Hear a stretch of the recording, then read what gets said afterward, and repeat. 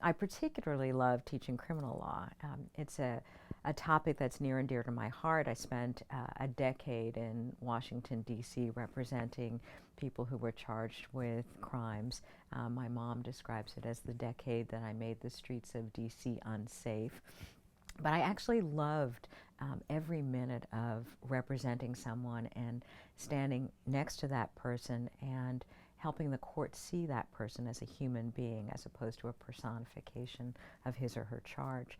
And so having the opportunity to help a class, first year criminal law class, understand not only the theory that's involved in criminal law, but helping them to bridge the gap between theory and practice. So understanding not only what these concepts mean, but how they play out in a courtroom is really important to me because it helps, I think, that students understand some of the most difficult tensions in the law. How do we exercise the power of the state and still think about individual liberty?